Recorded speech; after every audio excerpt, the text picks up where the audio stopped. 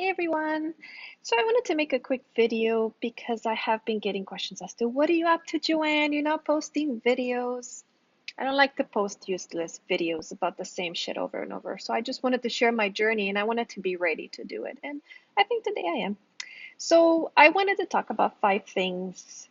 What have I been up to lately? And I wanted to obviously talk about eBay dropshipping because that's what I do. I also wanted to talk about the value of customer service, and I'm not only talking about eBay. I wanted to talk about on a personal level as well. And I wanted to talk about health matters. Really, this should be the number one, but I wanted to answer the question that everyone has been asking me, which is, what have you been up to? So I wanted to address that first.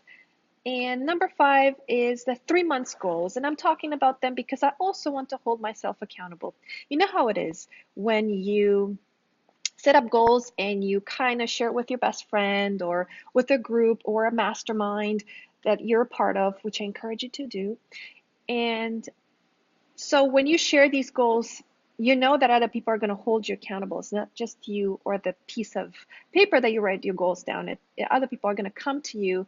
And so you're more likely to be held accountable and you do them. So that's why I wanted to share them. So what have I been up to? In August, I don't even remember. So in August, I actually went to Vegas and I went to the Digital Nomad, the first ever Digital Nomad conference in United States. They are usually held in Chiang Mai, so this one was the first one for them.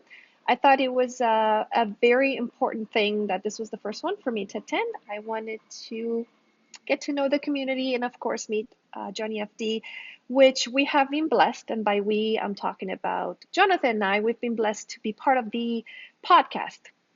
So, to both of us on different levels, obviously different experiences with the podcast, we are very honored to be interviewed by them. So, we shared our candid, I guess, journey that we're both on it and using eBay as a cash flow, as a business to help us grow on a personal and business level. So I'm going to post the link below. If you have time, listen to it. I really appreciate it. We were as honest and me as raw as possible about our journey. And we hope that we were able to answer some questions that people may find themselves into in terms of a journey. Number 2 is eBay. So eBay, if you've been doing dropshipping for a while or you just started, you know that some of the strategies have changed. So eBay has changed their algorithm once again and their business strategy once again. eBay, how fitting, to obviously serve different type of customers and different kind of strategies to bring more revenue to the business. So if you've been doing business with specific vendors, then you will find that maybe the vendors you've been working with, it's a little bit challenging to request any type of compensation to help you save some money on the order. And so what I mean by that is obviously there's challenges now or different ways and strategies to approach compensation or discounts on your orders. And so they're not impossible. Obviously, they're just more challenging. Their process has changed and it has not affected my business. At first, it was just I guess, a transition to it to try to figure out how to handle these changes to more robust. And now it's a pretty streamlined way of getting compensation on these orders. So the moral of the story is that these changes have happened. So this is my 3rd year pretty much almost into eBay dropshipping. And these changes have happened, I would say, every year. At least a one big change a year has happened with these sources. I think my big change last year was with Bed Bath & Beyond. The first year was with Toys R Us, and now it is with Home Depot. So you just simply have to adapt, come up with situations. What I found is that, well, you have to let out the freak out. Oh my God, it's the end of the world. Because it kind of is, right? I mean, it's pretty scary at first. But then sit down, write on a piece of paper, and figure out some solutions of how to overcome these changes. For example, last year with me, Bed Bath & Beyond, I had to figure out how to unban myself and continue doing business with them because I do like Bed Bath & Beyond. So at first I kind of bitched and I really hated the fact that, they changed their policy and whatever. So then I just went back and I introduced myself and I spoke to them. And now I still do business with them and it's great. I still get compensation or discounts, if you want to call it, on certain orders. And so business is great with Bed Bath & Beyond. Something similar happened this year with Home Depot. They've changed their policy in terms of compensation. Now they're looking at other ways of compensating regular resellers, right? So you just have to look and see how you can obtain this type of conversations. There's different strategies. There's lots for free, guys, on YouTube. I'm not a strategist, so for me to keep talking about strategies, it's not my scene. It's not my sauce, right? I encourage you to do your research and go online. Some of my strategies, they're customer service. So this is number 3. I really do go all in with customer service. I'm all about building relationships. I use that as leverage. So if I want to help a customer, I use that as leverage to go back to Home Depot and ask them for specific compensations. Quick example, so I don't ramble on a lot. A customer is upset. They, for example, let's use the one last night actually. So the customer is upset that they didn't receive a specific product. In a lot of cases, we say sorry.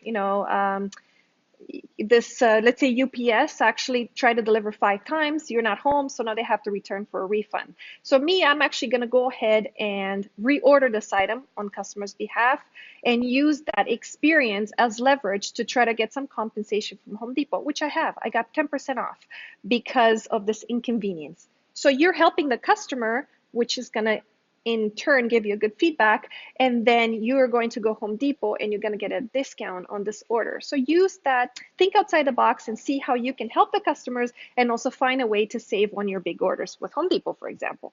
All in with customer service, guys. I'm all about customer service. And that also for me means the membership. The membership that I'm running with Jonathan and I'm not about volume. I really am all about helping people. I want to make sure they all succeed because success means something different for everybody. Success for someone may mean $1,000 a month. They're going saving a new car. Success for another person's 30,000 a month, right? So they have different needs. And so I want to make sure that these needs are met. Maybe I cannot help you get to 30,000 a month, but maybe I can help you be less stressful about making decisions in your business, which ultimately they will affect you in a positive way, and maybe you will get to your 30,000 a month.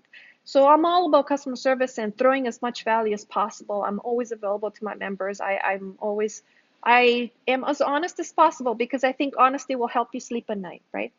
My customers, there's a lot of bitchy customers out there, right? And they take it out on you. Don't take it personal, okay?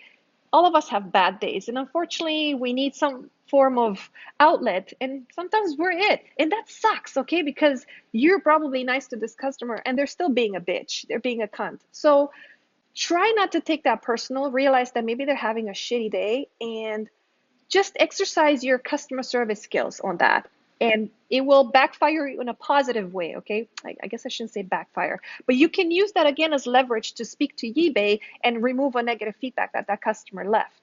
So if you do everything for that customer and that customer is still bitchy and they're not happy with you and they left a negative feedback, you can use that, the way you treat that customer, as leverage to remove that negative feedback with eBay. So think about it from that sense. Number 4 was health matters. And again, I should have said that number 1 because to me, that's my number 1 priority. So because of stress, because of certain ways I've approached the business and I've neglected my personal health, obviously it has affected me. And, the more stress, sleepless nights, it's a domino effect. And I don't want to get too much into personal things. I don't like to share personal matters.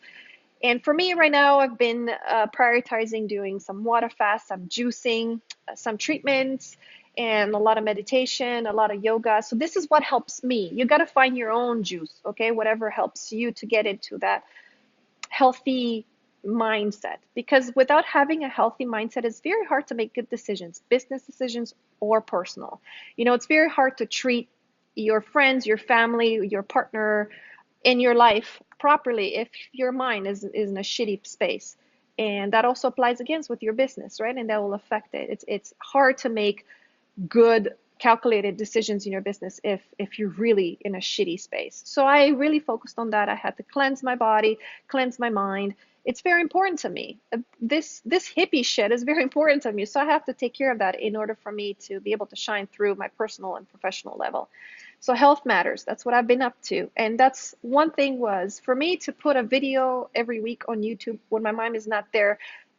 It's not going to work for me because the message is not going to be a positive one if I'm in a negative space. So I needed to get in a positive space, and today it's a great positive space. Number five, and the last thing is what I want to hold myself accountable is with the 3 months goals. So I want to lose 5 pounds simply for numbers games. It's not, I don't have to lose weight, but I needed to put some form of numbers so I can measure it. And that includes obviously exercise and eating well and all that. So that encompasses this 5 pounds. Just it's metrics based. So I just needed to use that to measure it, and it will help me kind of move forward in terms of my health journey. Another goal is I want to make an educated investment decision. So whatever be, maybe real estate, maybe finance, maybe stocks, whatever. I've spent a lot of time this year really dabbling and reading a lot. And I know they say pick one and master it and stick with it. Well, I didn't pick any. I'm just researching right now and I'm reading books, I'm watching podcasts. But I feel as though I am ready now financially and also mentally with the learning that I've done so far to make an educated investment decision that I like to move forward in 2019. And the third one, and again, probably this is one of the most important one, is to learn to manage stress better. I have a personality that tends to stress really easy, and I need to find basically tools to be able to handle this, to manage this. Because to say, well, you should never get angry again, or you should never be bothered, you should never snap, that's very unrealistic. I'm gonna be angry, and I'm going to probably snap. So that's just my personality. I have to work with it. So I have to find tools to manage these reaction based things, right? So that's a goal that I'm working on in the next 3 months to find tools. One of them is right now meditation. And well, a tool with that is obviously to stick with it. So it's a journey that I'm working on right now, and that's a big goal of mine. And that's it, really. I don't want to ramble on. I just wanted to share my journey, what I'm going through right now, and I hope I was able to inspire you. And of course, as always, if you have questions, just post them below, and of course, subscribe to my channel. I really appreciate it. And that's it, guys.